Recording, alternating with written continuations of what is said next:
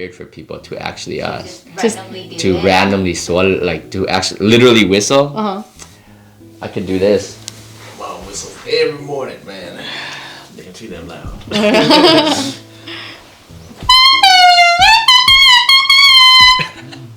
What did you say something? No, not that one. Oh, yeah, there you go. Whose leaves are these? Those are mine, so it's fine. I'm sure. Hopefully they grow back. Is there Those are very. is there a specific shape or? You see how like no, it's kind of waxy, huh? Yeah, it's kind of like waxy, no? And then that's usually when it works. Oh. Need to work, yeah, rồi rong hình như long trở về yêu chúa tao hả? Nó ái ra.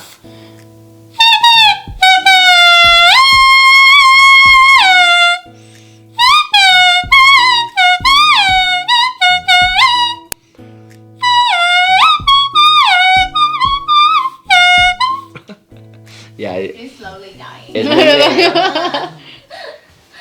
So what should I be listening for? Like I'm like for Tell this. us what you're saying. Okay. And we're trying to listen to it. So this first part, there's like a lot of different styles, nah? Yeah, for guitar, like the mong the guitar is no, right? And you have like no, that's the guitar.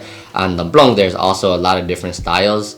So there's one of it is bu bu eh, so that's the equivalent of so bu bu eh, and then another one is like bu bu shi je, so bu bu eh is like, and then bu bu eh chan dung di me ga me nong ko kwa, no.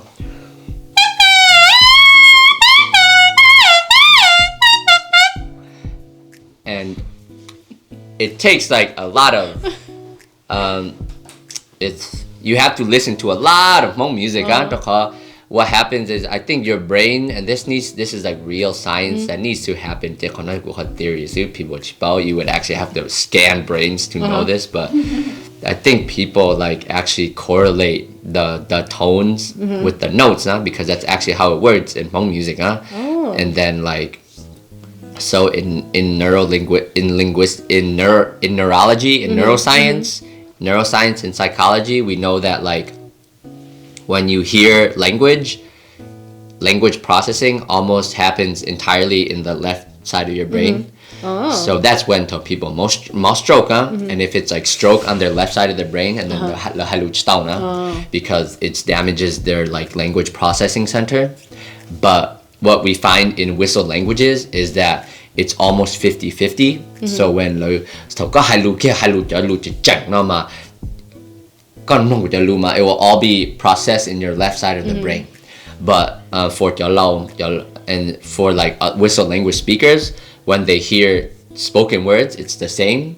But when they hear the whistle language, it's split almost 50-50 between their brains. So it's almost like the right hemisphere of their brain processes the language too. And they know, like generally speaking, the left side of your brain is all the numbers and the factual side, and then the right side of your brain is the artsy side. The creative. Yeah, the creative side. And then like the kuchoma, most people, they could hear like the notes or whatever, but it's hard for most people to hear is like the parts of the words that are quiet and the parts of the words that are loud. Yeah, so, that's what they were saying, like like in between. Yeah, it's mostly like the in between, the really small parts that you don't know are like words. You almost don't even think about, but they're like what's most important. Yeah. So because you're listening to the So for example, like what was I gonna say? Like the difference between consonants and vowels, right? So vowels, like people don't even really know the difference. We just like hear those words, but we don't know the difference. So so consonants, I like to describe it as like vowels are sounds that you can scream across a room, and consonants are sounds that you cannot scream across the room. So you cannot scream like a T across the room, because that's like just a sound that's not loud. Yeah.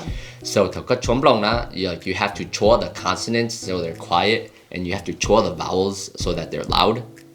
Oh. So it's almost like, have you, like, when you're walking around sometimes, like, but it just seems like someone called your name, and they got really like, someone like called your name, or you know, only someone really call your names. When you hear like, that's almost how every single word is. Like, you can almost hear like a word in every sound, but có những hear but có những nhớ chỉ có những hear thế, and then it's like almost this like eerie thing, and then I think the ja is very clear, and then ja, I think like most people will hear that like right away, but like something like nploooj lo, tao chua ta lo, tao chua anh lo, you have to also be trained in it. He's like running out of flow. Yeah. No, it's good. I think like, they're not damaged, so.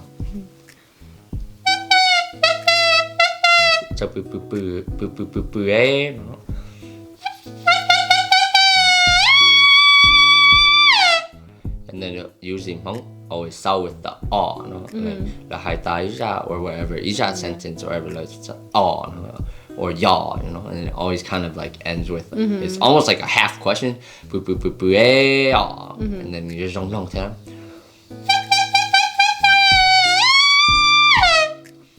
Chan tu di me ka me nung kwa.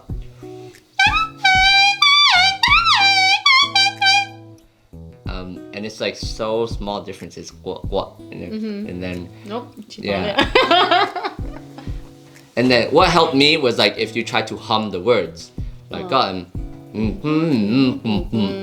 then you listen to like how like you actually change, so go hum the words, say go hike it, and then go listen to like so go hum which part of the words are doja, and then which part of the words are more quiet. For the longest time, I'm like, our parents are BSing us. They're not saying anything.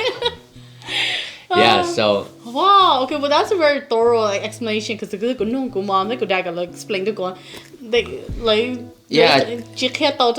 understand it. So go bring more than this is a big old joke they're playing on like the youngsters. I think because they don't know how to describe it in the linguistic side of things. That we don't understand too. And this is like obviously learned because it's not like Hmong kids are born singing kutia, right?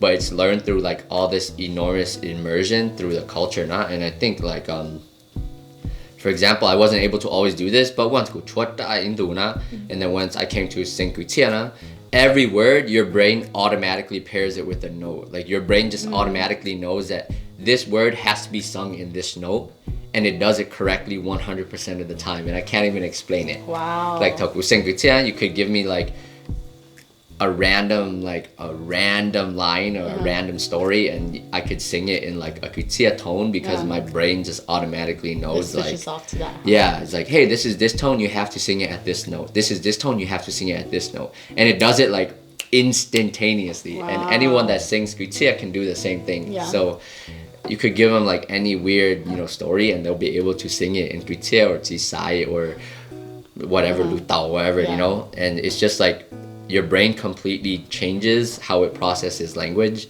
and I can't even explain, like, is really the same as becoming fluent in another language, because when you're learning a language, right, you have to think like, for example, in Spanish, when I started learning, it was like, okay, what's the word for hello? Okay, that's hola, so I say hola. What's the word for my? And then you have to translate every word, and then it's almost the same for Hmong whistle language, but it's really just like a different dialect. You learn the grammar differently, not because the grammar is by and large the same. Yeah. It's just like you're training your ear, not like your brain. Yeah. So it's a lot faster, but it's just once you can do it, it's like so crazy. Yeah, second nature. Yeah. I think even like I still don't understand how it works, and no one does, but. It's like, I don't know, like a bike. Yeah, it's like exactly. That's a pretty good, like, you just know like how to do it, but you can't really explain why. And it's the same for just like find the balance. Yeah. Yeah. Oh, thank you. Yeah. Yeah. Have you ever thought of so were you